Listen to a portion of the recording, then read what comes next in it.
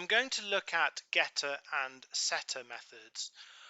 The purpose of these is to protect the data within a class. So let's first of all create our class. This one's called animal, and it's going to have our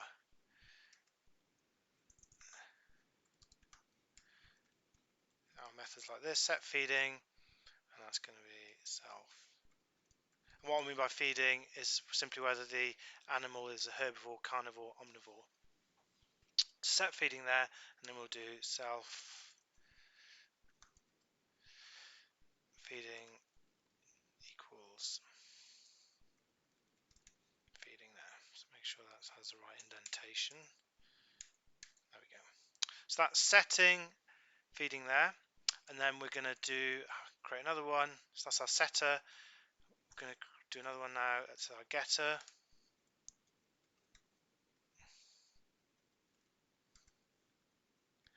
So when we call this, it will allow us to get the value for set feeding from outside the class if necessary. So there we have it. We've got our setter and getter set up there. What we need to think about is if we now create our object, and this is our object here, equals animal, and we're going to do, so that's our object set up, and then we're going to do eagle set feeding there, and it's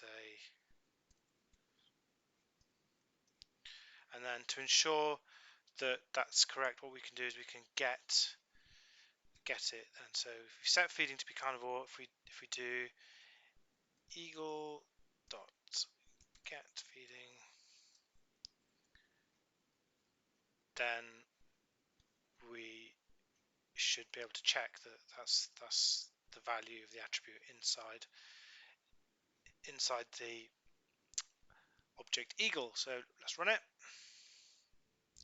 We have an error there. We're missing a colon there. Let's try it again. So yeah, there we have it. So you have carnivore there. So when we get this out, so we set feeding to be carnivore, then we get feeding and it's carnivore. So that's all well and good. What we could do, instead of using a setter, what we could do is we could set our feeding attribute in this way. So we could do eagle dot feeding equals, and then we could change it, let's say, to a herbivore, which is clearly wrong. Let's run it again. That would be the alternative way of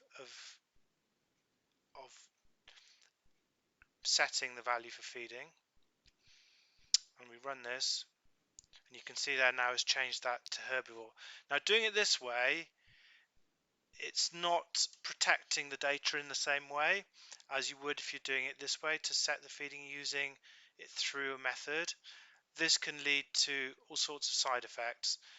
So it's better to use a setter to set your value for your attribute rather than to do it in this way that doesn't use a setter and can lead to side effects and all sorts of complications.